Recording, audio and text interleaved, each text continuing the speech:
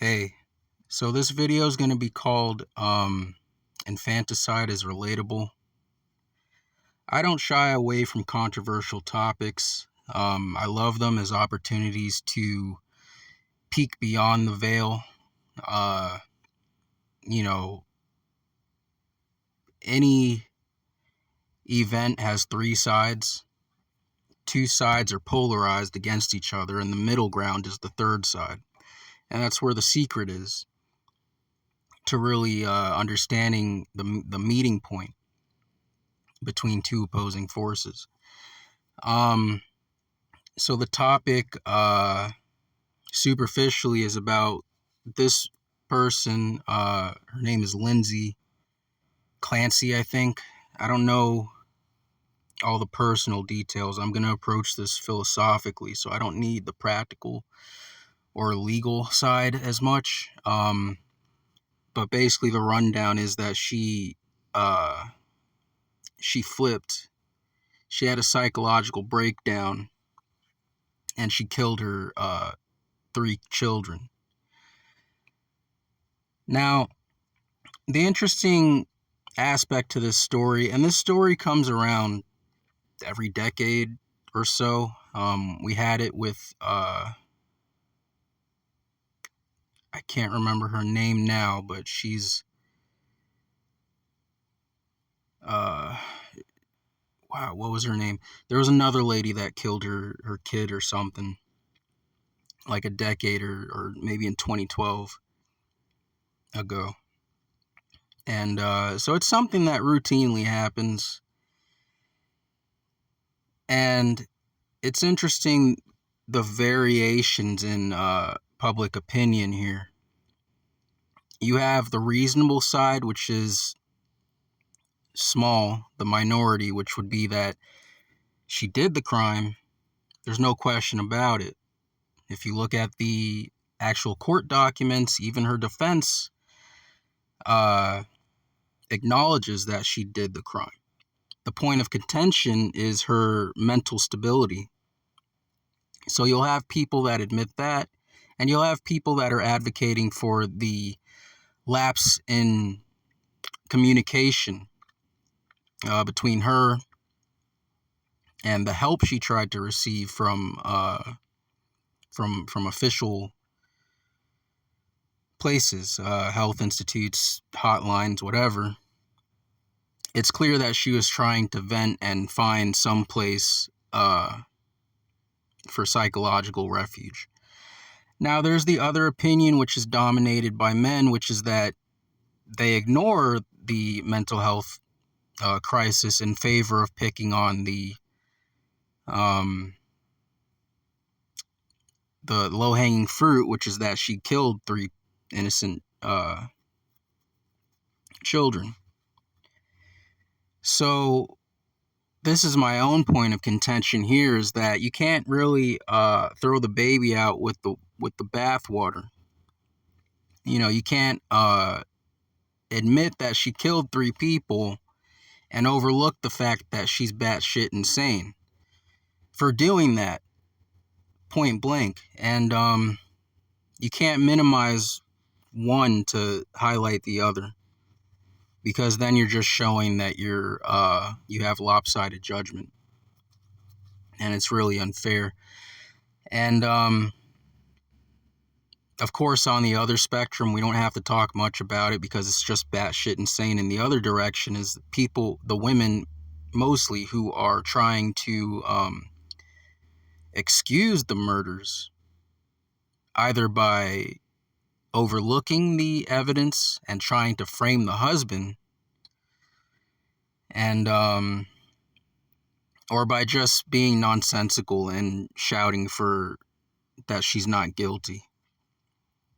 So you have two extremes, the male extreme and the female extreme. You have one more moderate side, and then you have one, which I believe, truthful side, or the objective side, which is the side that I am with, of course. Obviously, you want to acknowledge that she did this crime, that it shouldn't be excused, but you want to acknowledge the lapses or the the oversights, the lack of oversight, or the lack of safety net or response, to these issues. And I see that a lot, especially now in this year. I watched a video yesterday of a guy who was basically being nagged by the cops and the paramedics.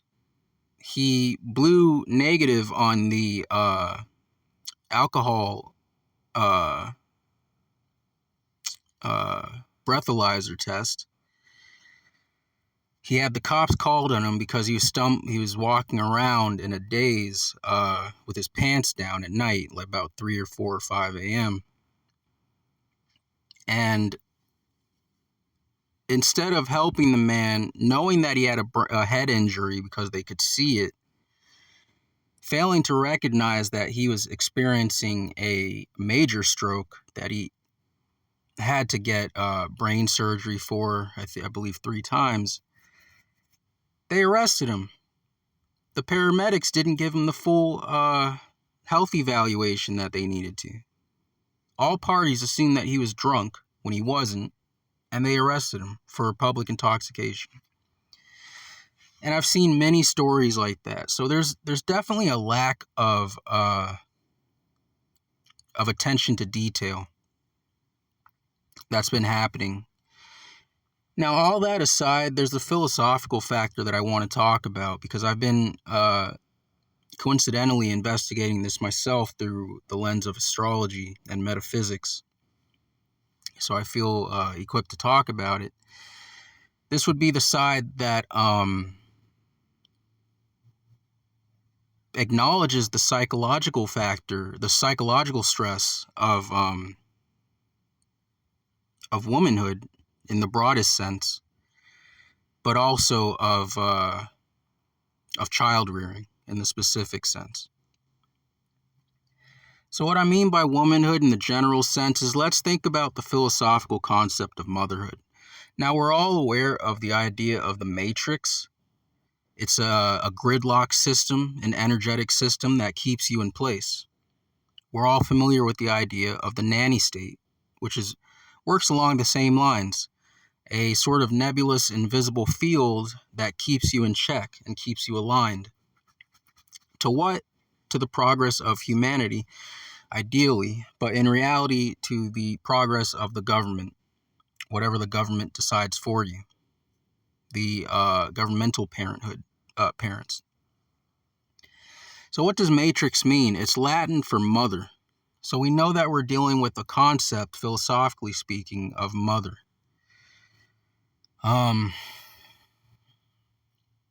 So we could take this on the individual literal sense as how people treat their own mothers, and the pains that mothers go.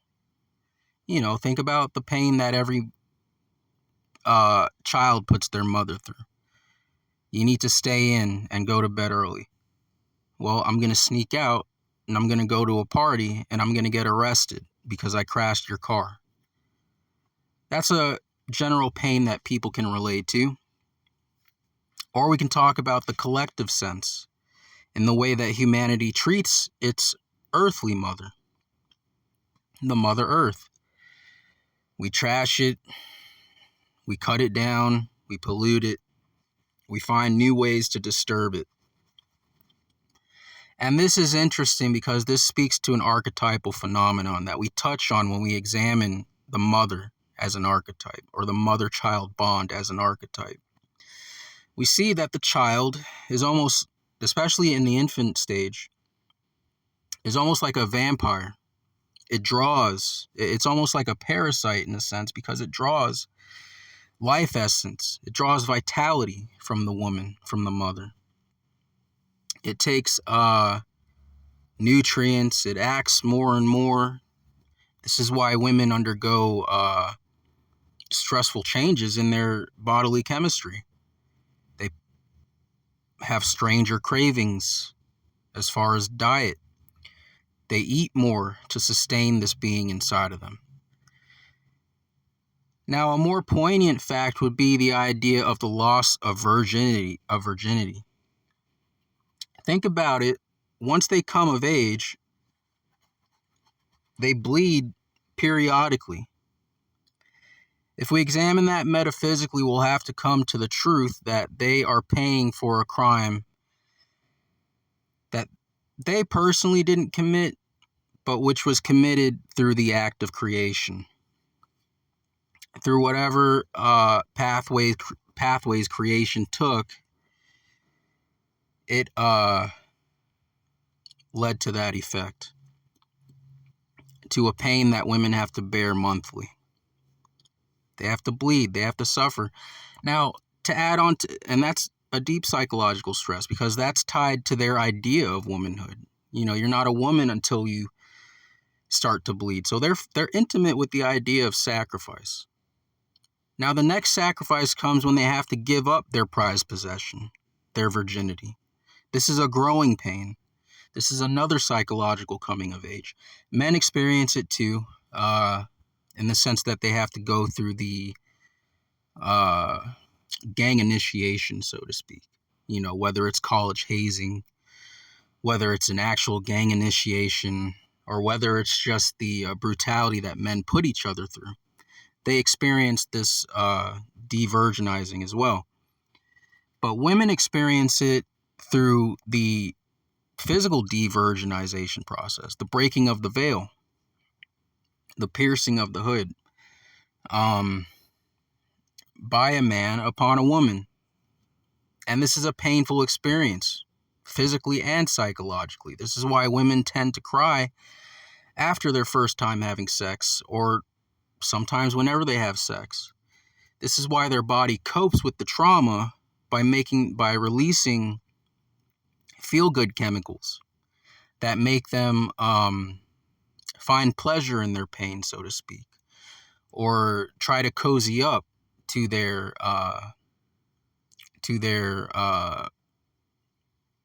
violator, so to speak.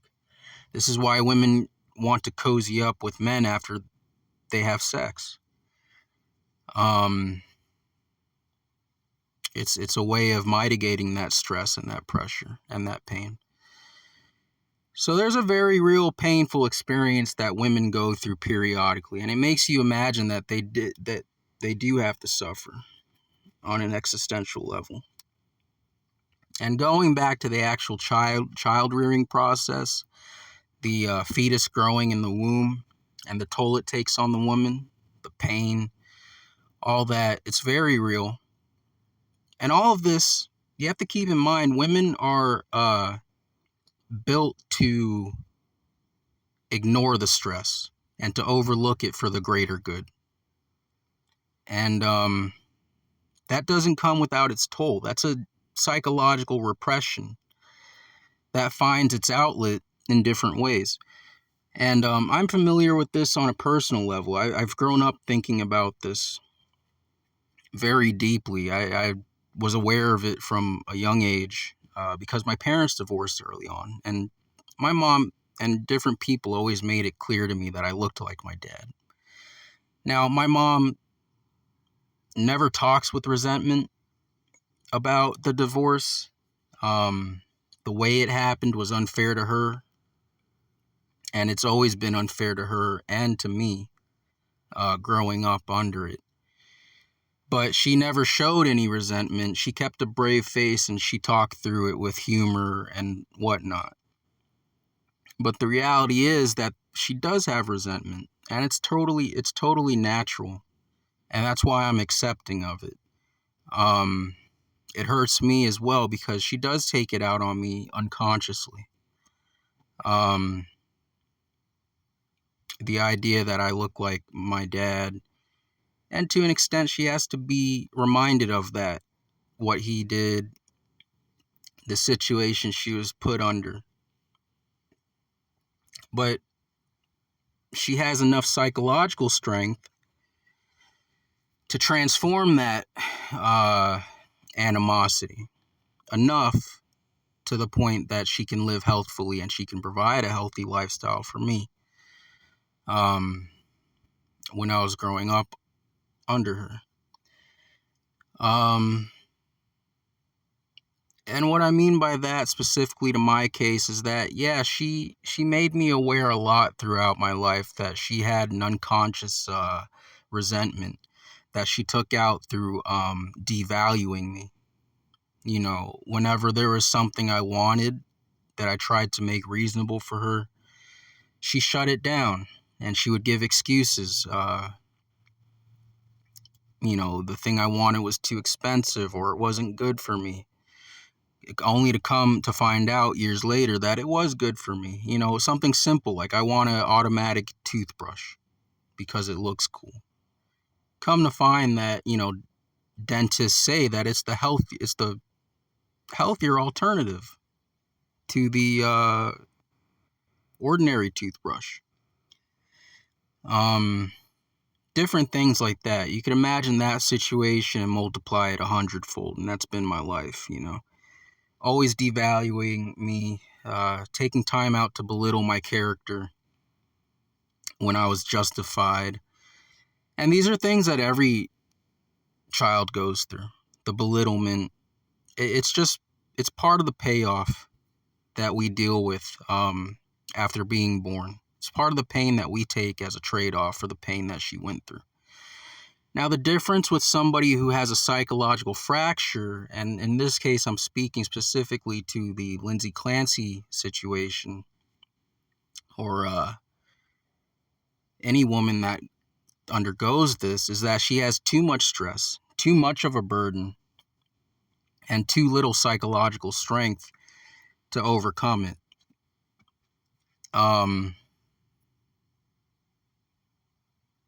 And that, you know, I don't have too much else to say after that because I just said a lot about using my own personal anecdote and, you know, giving a reasonable ground to it through the through the philosophical lens. There's not much to say. You could take what I said and work with it, but you know, it's no excuse to what she did, but it's definitely understandable. And we're in a period collectively where I feel like it's justified that women want abortions. I'm anti-abuse. I'm anti-abuse of anything. Abuse of drugs, abuse of abortion, because when you abuse something, you take advantage of it and you abuse yourself. You abuse your own ability to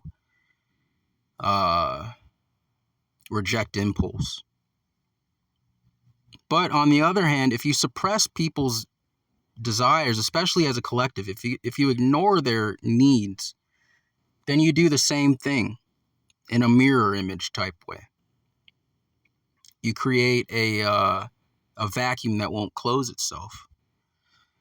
And what I mean by that, when I say that women are justified in wanting abortions, my stance is nuanced. I believe this: everyone should get one. All right, you make one mistake, everybody does it.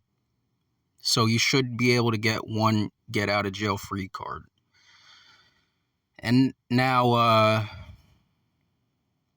the second point is, after that, you shouldn't be able to do it because you have the knowledge now. You know that you messed up. You know that you have the grace period. If you do it again, that's your own fault. So in other words, you shouldn't need a second abortion. Now, the exception would be cases of rape. This goes without saying. So I think that those are three fair points, and I think that that would solve everybody's problem. We need a little bit of empathy. We need a little bit of common sense. And that's it. That solves the issue. Give one free pass. Don't let them do it again. You, on the other hand, have to know that you can't always get out easy or get off easily. And that's that. It's that simple. Now, I sympathize with women who want abortions because it's true that they have to suffer a lot, and everybody's put into this the aftermath of the 60s sex revolution, where, you know, everybody got more or less accepting of sexuality. You need to curb that, and we haven't done so yet.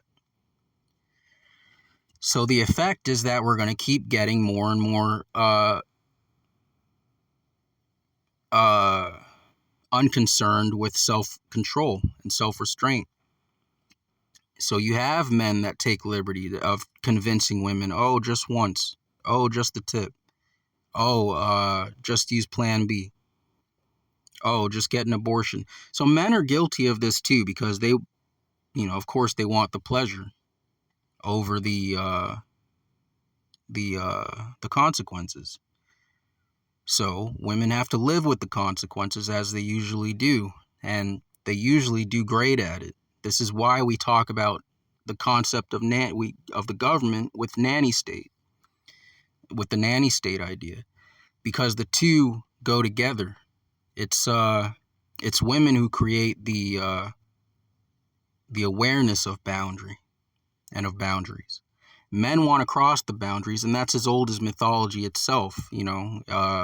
Uranus was a god that wanted to have his fun on Earth and then lift up the next day and go away from his issues. Until finally, I believe it was Cronus or one of the other gods that castrated him and forced him with a reality check. So it's something archetypal that needs to happen, and we're just experiencing it on the collective level in our era.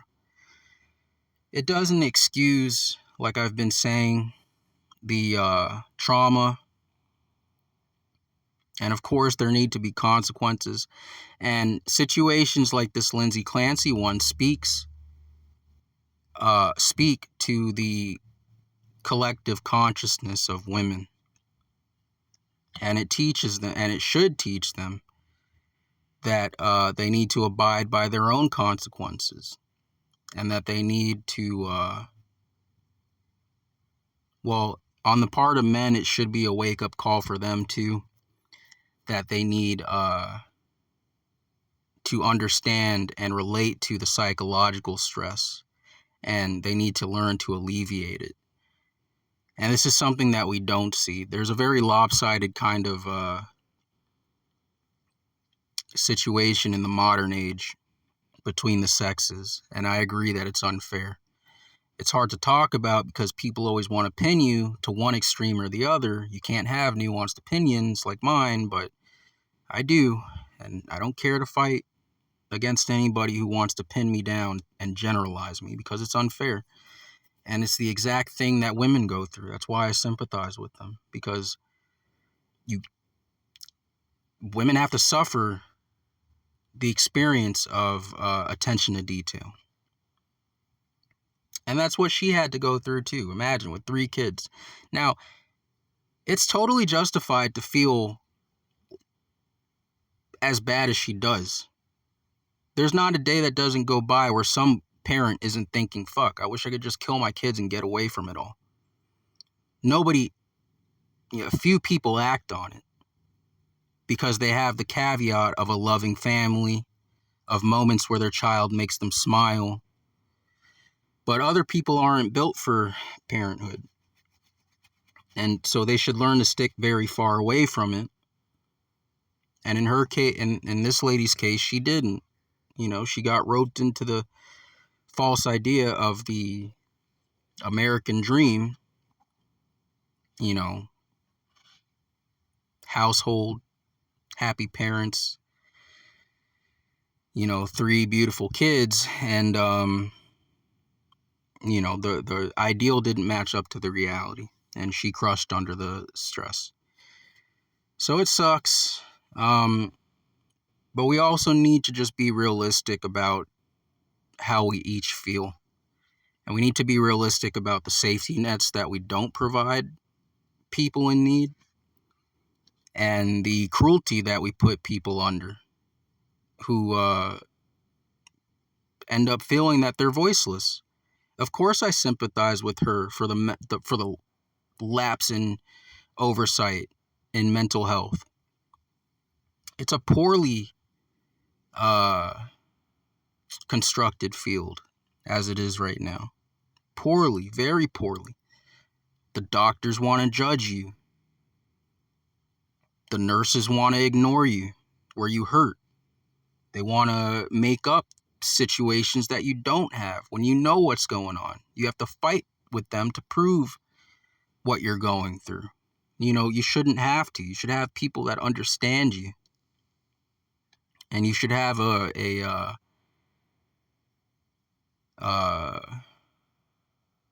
institution that acts that way. Everything turns into a hyper emotional pissing contest with people. And that's the last place you want that is in the relationship of the professional and the client. You want to value the client and treat them as an equal instead of trying to compete with them. That's when a society is going to collapse, is when the professionals can't be professional. And we see this everywhere. The voicelessness aspect, it's everywhere. I mean, we just saw it, 2 weeks ago with the celebrity called Perez Hilton. He was a cry for help. And you don't have to agree with who he is as a person to see it. I mean, it's a psychological issue. It's an issue of voicelessness. There's a unspoken for minority. And I don't mean sexual. I mean spiritually. So it's not to excuse these behaviors. This is just to bring light to them and to hopefully make somebody aware of the interconnectedness of these events and the lack of care and precision and evaluation in the mental health fields.